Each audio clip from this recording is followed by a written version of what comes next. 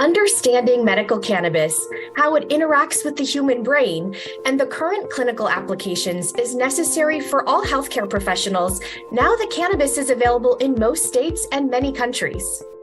Recent research is showing that THC may be a little bit better for kind of chronic pain, neuropathic pain, sleep, and CBD kind of better for inflammatory pain, anxiety. And, that's a very broad stroke, that's not really delving into the details, but that's kind of what we're starting to learn after now years of research. Dr. Bonnie Goldstein has been treating patients with medical cannabis since 2008. And in her plenary talk at IFM's annual international conference, she'll share the latest scientific and clinical information supporting use in common conditions like anxiety, chronic pain, insomnia, and neurodegenerative disorders. She'll also present a concurrent session on the use of cannabidiol in the pediatric population for conditions including autism, epilepsy, and beyond. We're looking forward to exploring this topic in preparation for our annual conference. Welcome, Dr. Bonnie. Thanks so much for inviting me. I thought it would be interesting to start our episode today learning a little bit more about how you became interested in this idea of using medical cannabis with your patients, because I understand that you've been working in this area for over 15 years. And while it seems now like medical cannabis is pretty commonly accepted, especially in parts of the world like the Seattle area where I'm located, I imagine that the climate was a bit different 15 years ago. So give us a little introduction of how you became interested in using medical cannabis. Well, that's a great question. So I trained in pediatrics, and then I worked in the field of pediatric emergency medicine, which, as you can imagine, is a little crazy. I worked a lot of night shifts. I had a young child.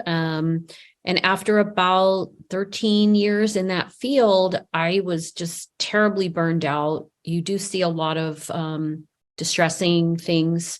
A lot of it you can fix, broken arms and asthma attacks, but often you see very difficult things. And I think it was just wearing on me, the night shifts and the kind of trauma of the stress. And I took a little time off. And, during that time, I had a friend that asked me about medical cannabis. In California, the law was passed in 1996. This was around 2007, 2008. And I was really intrigued when I read some of the scientific literature to try to help my friend.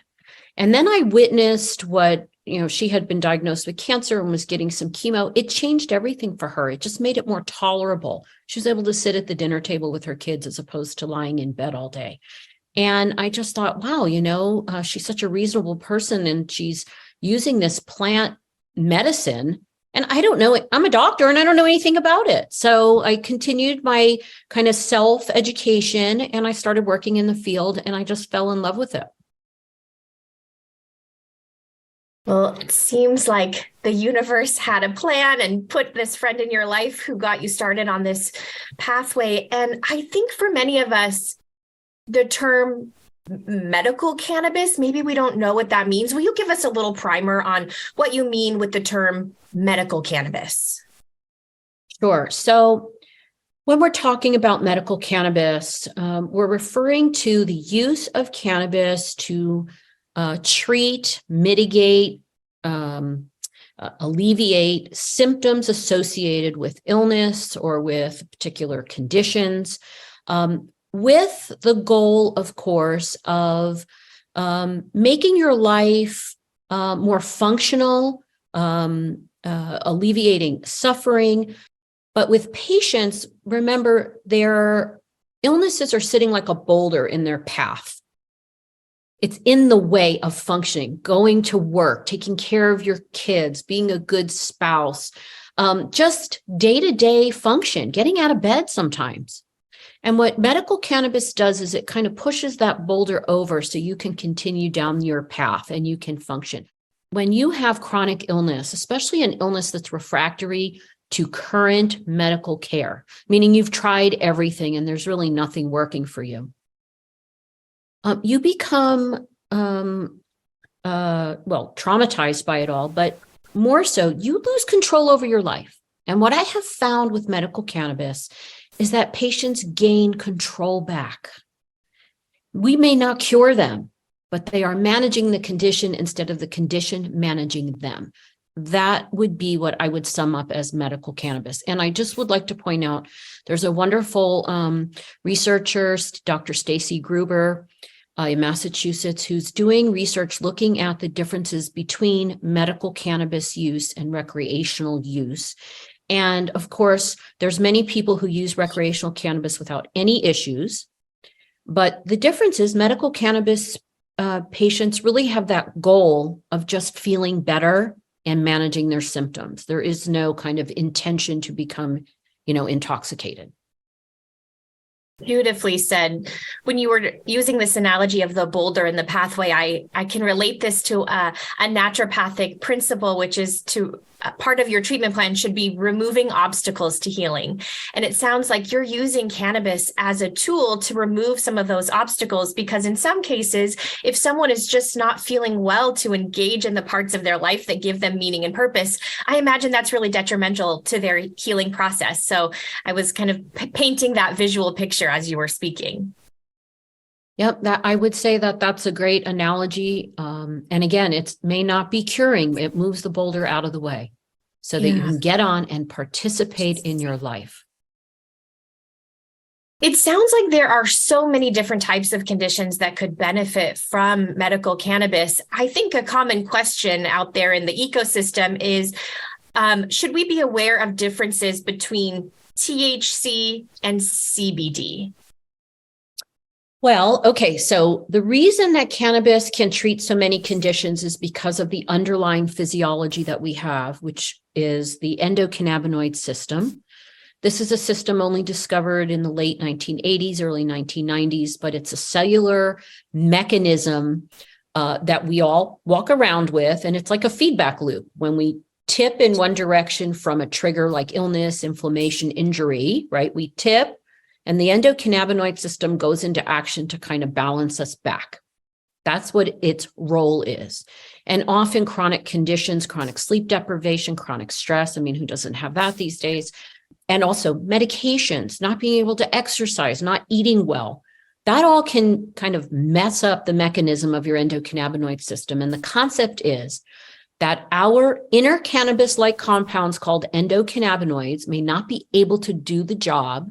So you take an external source of cannabinoids, which comes from the cannabis plant, whether it be THC, whether it be CBD, and then there's a whole slew of others that I use in my practice, CBG, CBN, CBDA, there's, the whole alphabet.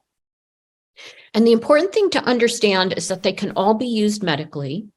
THC is not the bad cannabinoid and CBD is the good cannabinoid. THC is a very useful tool, especially if you know what you're doing with it. And, we have this saying, start low and go slow. And that's so in order to kind of protect yourself against side effects. But THC is the cannabinoid that comes from the plant that mimics your inner cannabis the most. Okay, that's been shown in studies. CBD has so many other interactions within. It enhances the way your endocannabinoid system works, but it doesn't work directly at the same site that THC does. So they do have some different mechanisms of action, but they can result in some of the same end result, meaning like pain relief, decreased anxiety. For some people, nausea. I find THC works better for nausea than CBD. For sleep, I find THC works better than CBD for most people. But each of them have their own kind of array of medicinal properties. And it's important that if you're not really familiar with them, it's important to educate yourself on them or to see a practitioner who knows about them so that you can figure out what might work better. And I'm just going to point out recent research is showing that THC may be a little bit better for kind of chronic pain, neuropathic pain, sleep, and CBD kind of better for inflammatory pain, anxiety. And, that's a very broad stroke, that's not really delving into the details, but that's kind of what we're starting to learn after now years of research. It's fascinating to hear you talk about all of these, the various cannabinoids that many of us aren't familiar with. And so this raised this question for me of the mode of delivery. How are you giving these products? Is it a liquid? Is it a chewable? Is it a capsule? So in my pediatric part of my practice, the vast majority of children, so remember epilepsy, autism, cancer, some GI disorders, some teenagers with, anxiety and depression. Mostly we start off with the tinctures, or extracts, which are liquids.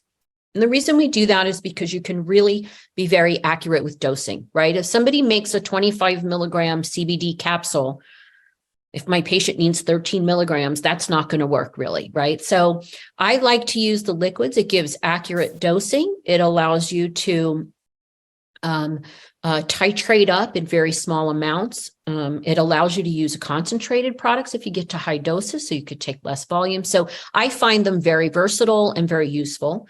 Some of my patients do take edibles like little gummies, or sometimes the capsules if we know the dose and we're dialed in on the dose. Some patients do like to inhale. So for instance, why would somebody inhale cannabis? And I recommend using a vaporizer over smoking, of course. And the reason would be because it's quicker onset.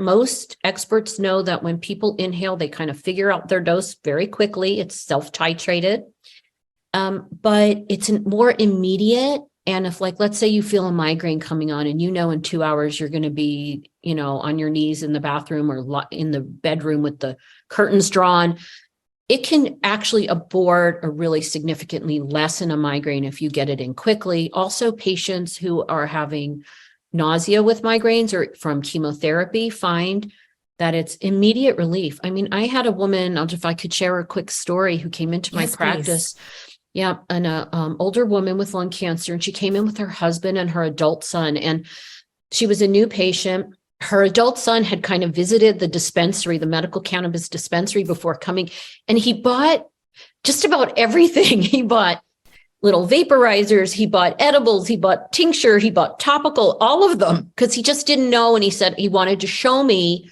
and actually say which one of these might help my mom, which was good forethought. Well, in the office, she looked green around the gills. She had her head down on my desk. I start off with people sitting at my desk.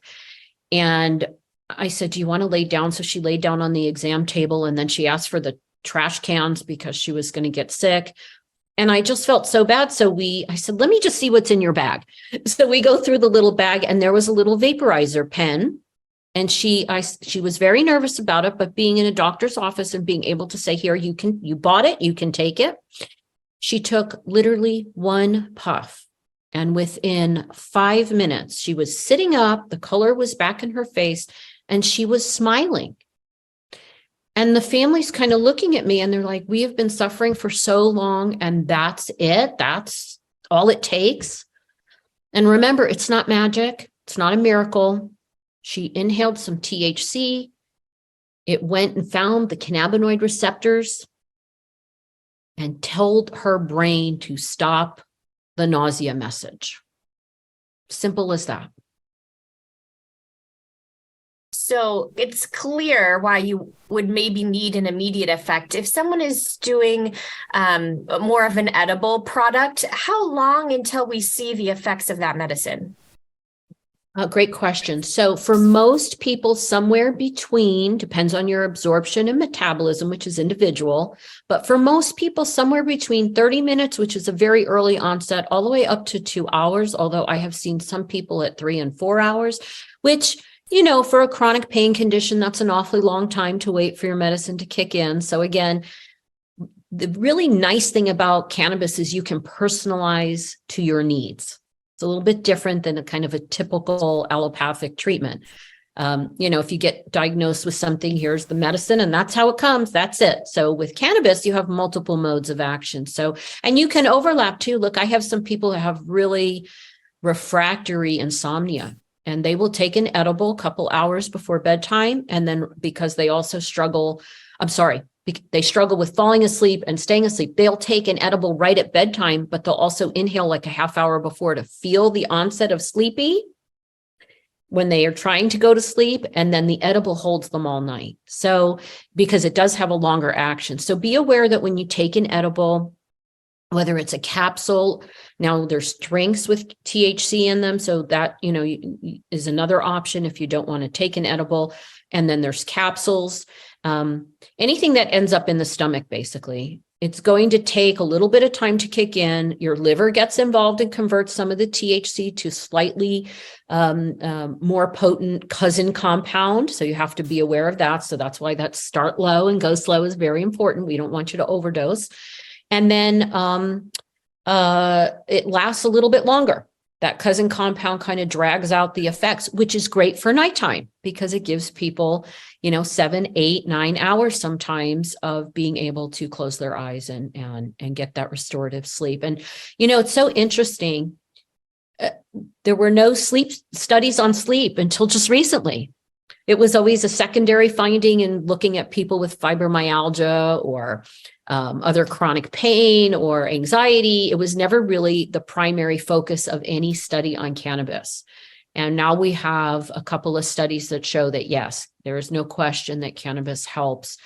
And what was nice in some of the studies, which I will be talking about at the conference, is that they had the participants wear a wrist monitor so they could measure how many times they got out of bed, how much sleep did they get. So we have these wonderful tools to now be able to measure these things.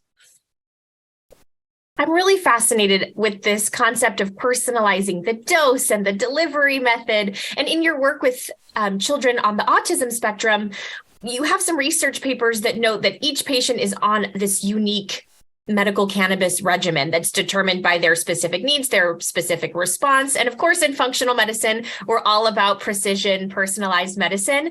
Could you tell us a little bit about how you personalize these treatments, maybe for adults and for children, and what the differences are? So the first thing, of course, is getting to know the patient. Where are they at in their course of illness? What do they need most in terms of relief, right? So do they need anxiety relief, pain relief?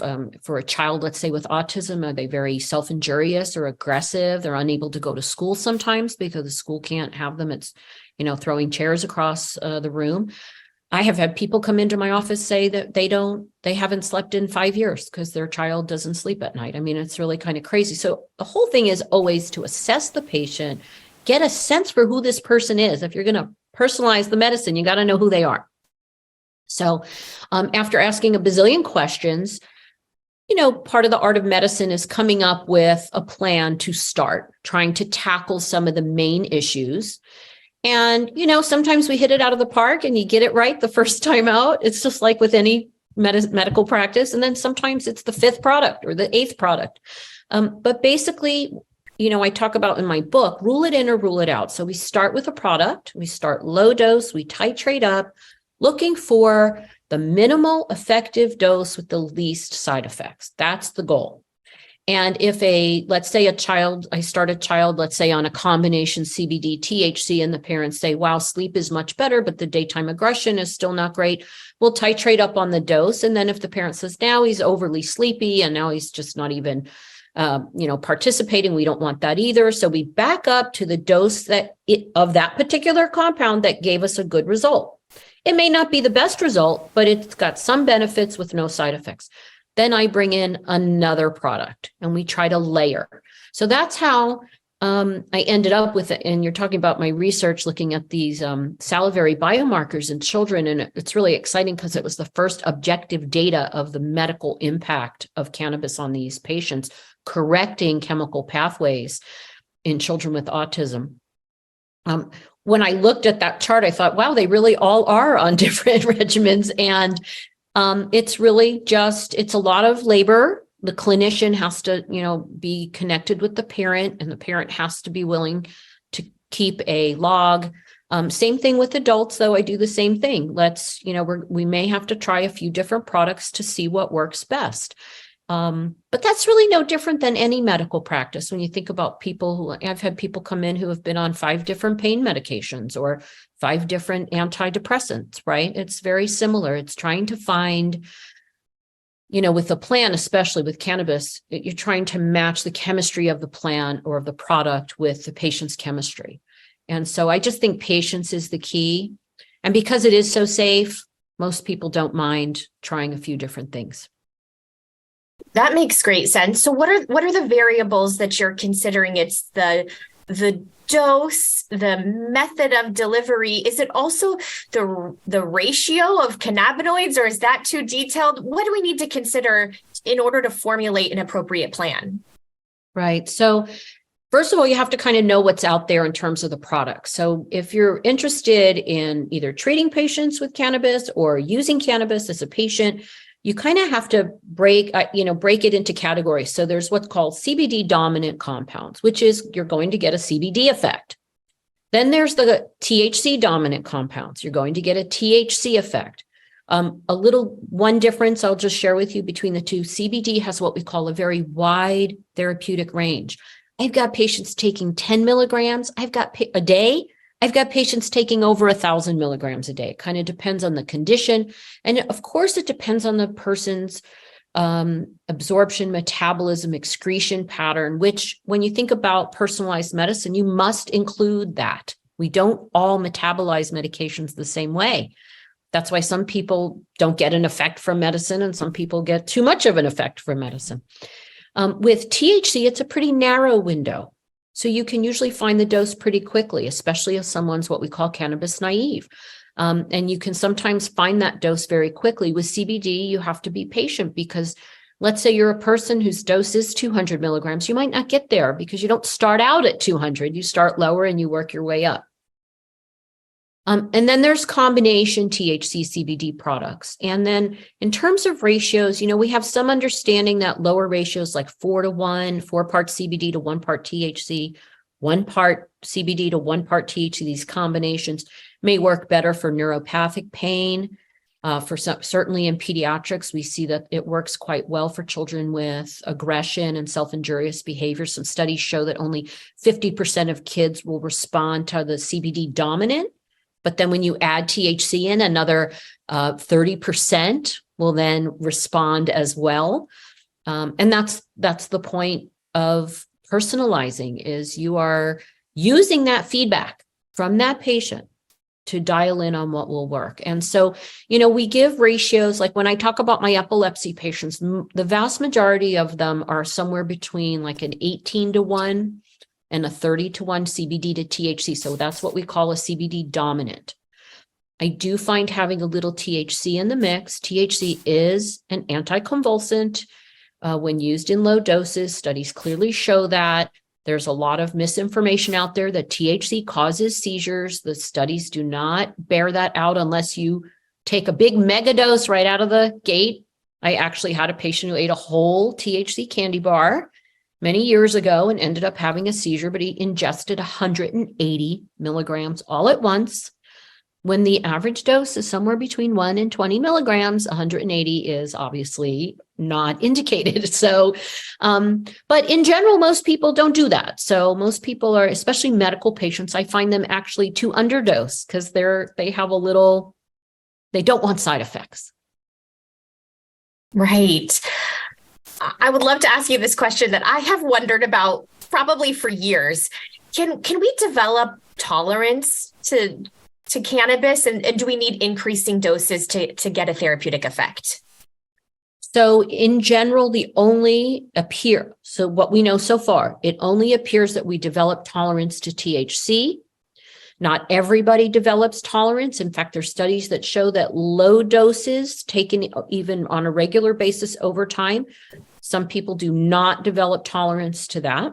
Why would you develop tolerance? So understand the concept is that the cannabinoid receptor, where THC binds to and where it acts, that receptor doesn't exist for THC. It exists for your own natural endocannabinoid, your inner cannabis compounds.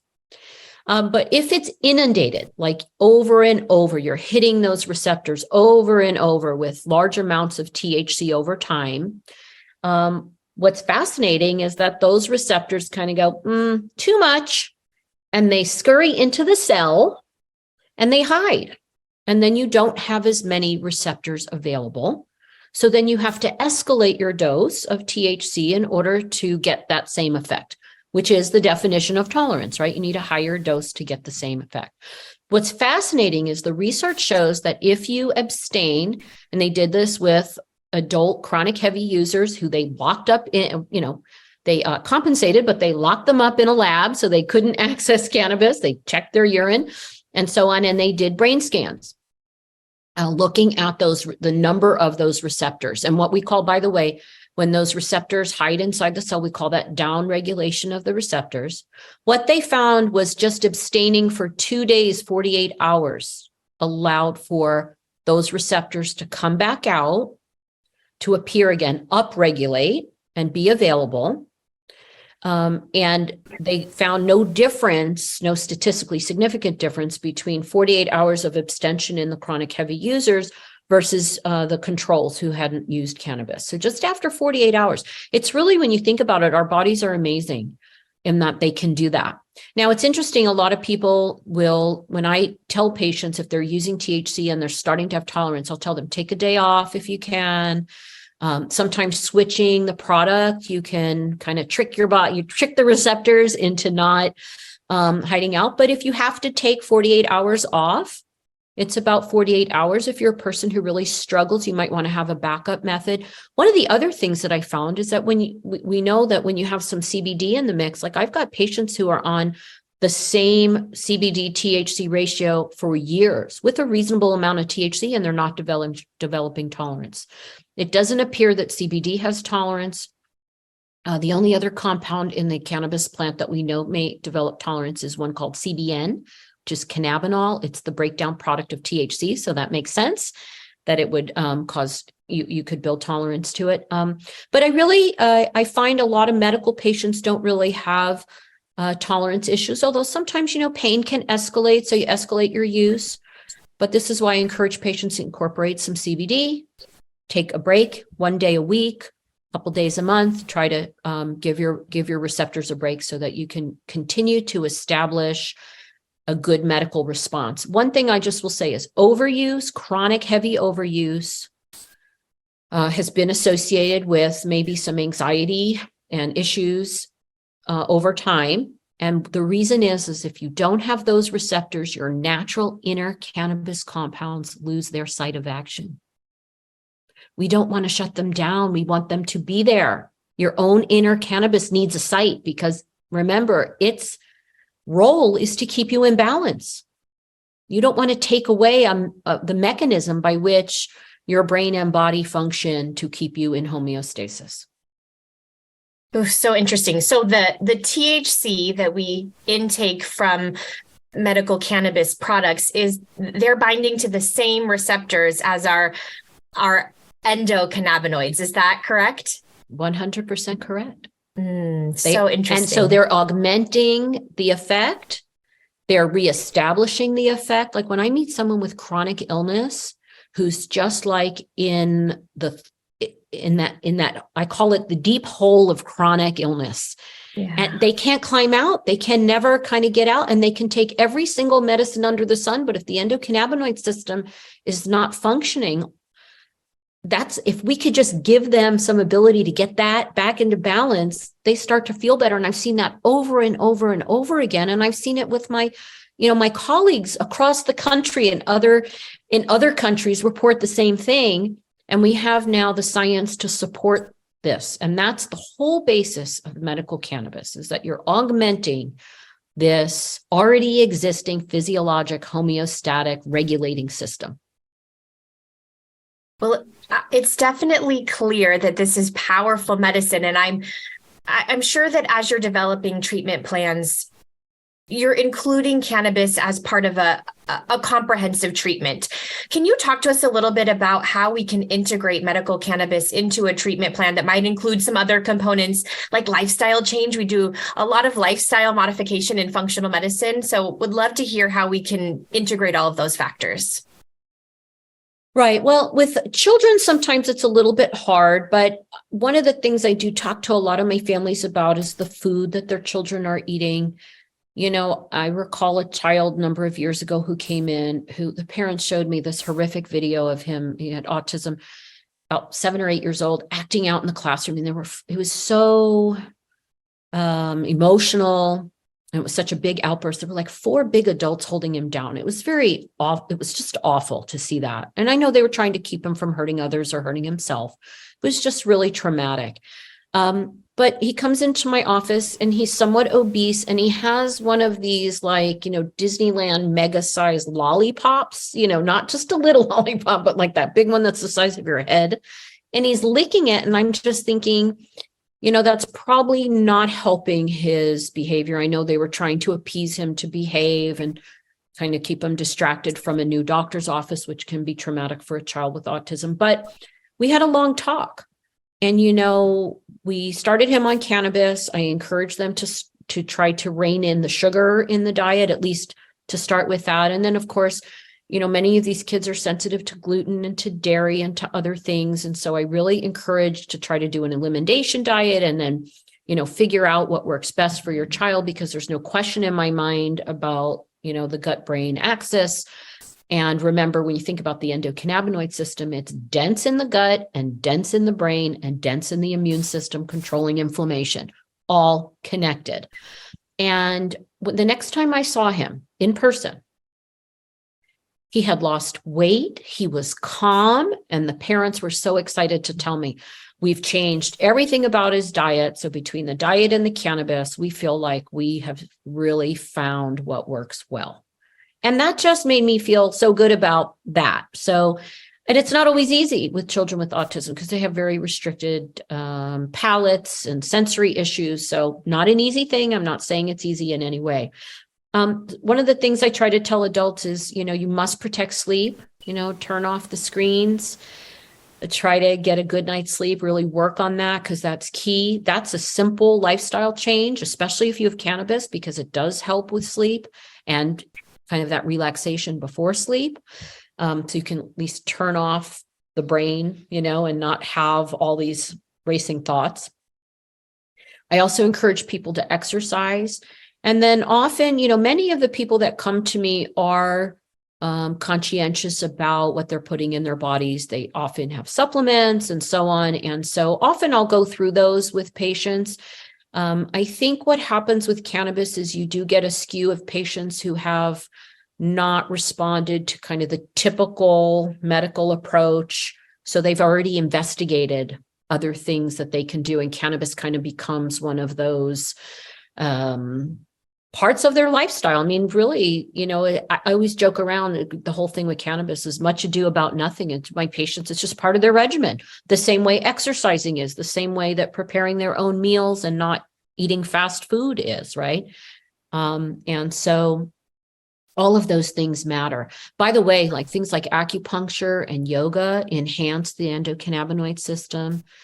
Things like alcohol and opioids are not so great for the endocannabinoid system. So it's important to really sometimes look at the whole picture so that you're not, oftentimes I'll say, if we add cannabis, but you're still having all these triggers, inflammatory triggers, you're just almost, they are negating each other, and you're not really going to get the true benefits of cannabis. Just like with any medical condition, important to address all of those lifestyle factors and to bring us back to what you said in the beginning of our episode, removing some of those obstacles to healing. And oftentimes we can do that through lifestyle. I'm sure that in that pediatric patient you just described, the sugar intake was a real obstacle to healing. Yeah, there's no question that it's inflammatory. I mean, we've seen the studies that it lights up the part of your brain where heavy drugs light up and that it creates inflammation. Of course, we have obesity and diabetes and a terrible epidemic with those conditions. And it stems from the food that we put in our mouth. And so I think it's important to, if you don't want to be a customer of pharmaceuticals, you must look at what you are putting in your body. Well, you've taught us so much today about how medical cannabis can be beneficial in chronic conditions like anxiety and chronic pain and insomnia. But with the increasing popularity of longevity medicine, many of us are thinking about how we can protect our cognitive function. Would you talk to us a little bit about how we might use medical cannabis for the treatment or prevention of neurodegenerative disease? Yeah, that's such a great question. There was a recent article that came out looking at mice. Again, not in humans, because you would have to have a really long longitudinal, right, where people are using it and so on. And by the way, we have longitudinal looking at harms, and really we have not found significant harms. I think people who smoke it may have some gum disease, but in general, the longitudinal studies show there's no difference in terms of true medical illness between people using cannabis and people not using cannabis. However, there was this really interesting study in mice that showed that, and in mice, they have like a childhood and adolescence and an adult and then old age kind of very quickly. So you can look at them. They have a very short life compared to humans. And it's interesting because this study looked at the use of cannabis in kind of middle age and then what happens.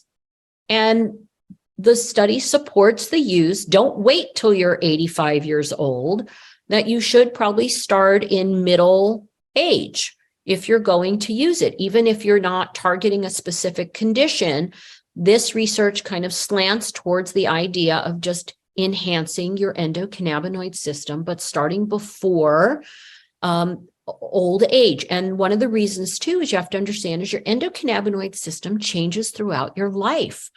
When babies are born, they have less cannabinoid receptors.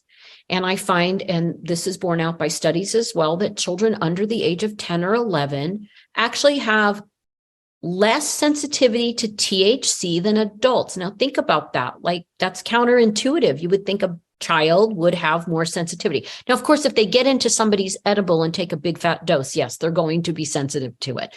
But in general, and when I work with young children who have, like, for instance, cancer or severe epilepsy, and we give them low dose THC, the parents will say, it's funny, my child's taking 5 milligrams, and I tried 5 milligrams and I couldn't even get off the couch. I said, well, your child has a different brain. Right? We know the brains are different in children. Well, it's the same thing on the other end of life, is that as you age, your endocannabinoid system starts to not function as well. So augmenting that early on to help maintain the function of your endocannabinoid system seems to be borne out in the preclinical trials. I would love for some adult studies to look at this. That would be very helpful. But certainly, it seems that cannabis just has this 80 years of propaganda against it that we're constantly fighting. And you have to remember that when it was made illegal, we're talking about the 1940s, and then kind of reinforced by the Controlled Substance Act in 1970, nobody knew about the endocannabinoid system. It would be like, handing an iPhone to somebody back in the 40s. They would look at it and be like, well, I don't know what that is, right? We have to go with the science, and the science bears out that this plant has some amazing properties. And I don't want to overstate it, but, my practice has kind of become a practice of refractory patients. And I know that some of my colleagues who work in the field have found the same thing. And these are people who just don't respond to conventional treatment. And it's likely they have an endocannabinoid system dysfunction or deficiency that nobody's addressing. But again, as preventive, it's just a plant with some compounds in it that are biologically active. They're using it responsibly. We trust people with opioids. We trust people with antipsychotics. We trust people with alcohol. There is no reason we shouldn't trust people with cannabis. That is certainly quite safe. That for sure has been borne out in the research. And that might actually help them have a better long-term health. Yeah. So as we're thinking about the preventive piece, are there certain cannabinoids we should focus on, or it's really about supporting our endocannabinoid system at large? It's really about supporting your endocannabinoid system. Look, in the world we live in, we are surrounded by chemicals. I don't know. I read something that said most women, by the time they do their hair and makeup and walk out of the house, they've been exposed to 400 chemicals. That's frightening, right? Inflammation seems to be one of the largest causes of disease and illness. Cannabinoids have been shown over and over and over again to be anti-inflammatory.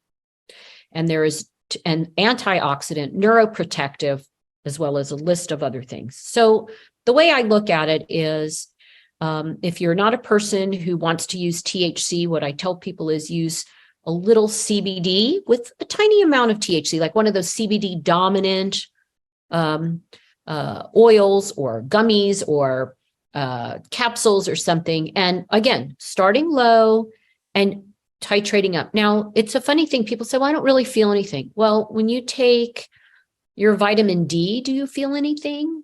When you take your other vitamins, you're kind of buying into the idea that your body, and often, you've got blood tests to look at, but, even my own blood tests show some inflammatory response, right? I have some elevated inflammatory markers that I work on every day between my diet and my lifestyle.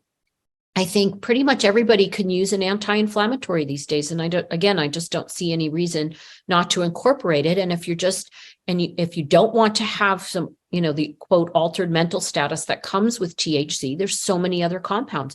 CBG is which is cannabigerol. It's a very potent anti-inflammatory. And what's interesting about it is it appears that you don't need the same high doses that one would need for CBD. So that's a great one to use. It's also, one of my colleagues, Dr. Ethan Russo, and a group published a survey of people using CBG. And they found benefits for anxiety, depression, inflammation, pain, and sleep. Now, who can't use the benefits for those types of things? And for most of them, they had no side effects. They were people who were kind of self-medicating, but, a lot of people do that with vitamins. And I just want to kind of I just want to normalize this. It's so not a big deal. I understand that people struggle with THC and teenagers and so on and driving. I get that. And every day I caution people about driving under the influence. I talk about teenage use in my book, and anytime anybody asks me about it.